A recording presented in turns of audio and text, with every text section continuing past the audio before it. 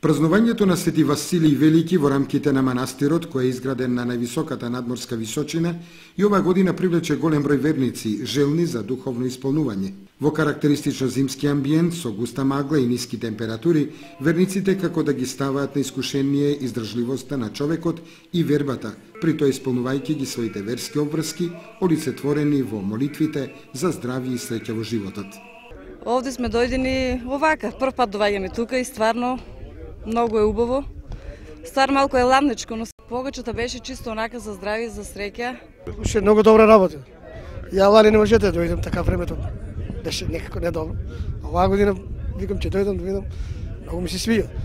И овај дел е прилично добро за овакви реакции, зимно време поготово. За прв пат доваѓам, колку толку убавина, бело видело снег, убав бел, па да му се изнердоми на снего и жешки, и ладарка има, и чај, па да се издадеме, да се видиме, да се поздравиме, најубаво да поминеме. Манастирот е нешто Божјо. Јас што го поштувам и Христовото рождење што го викам, го тоа поштувам и ценам. И тоа секој треба да дојде да го види. Али не само да се исповеда због гревовите што ги направил. Дојдовме на Василица на манастирот, да дават ни Господ здравје, среќи, сите убави работи да биде.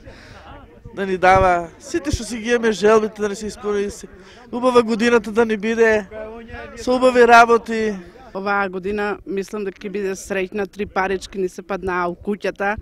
Оваа година нека дава се најубаво, сите желби нека се остварат и така натам се најдобро. Кумот Љупчо Папазов со уверување дека се што се прави за црквата и за народот е возвишено и благородно и е во духот на христијанската добродушност. Нека ни е за многу години празникот, нека ни е вечна славата, да ја продолжиме оваа традиција, да ја негуваме, да ја пренасеме од колено на колено.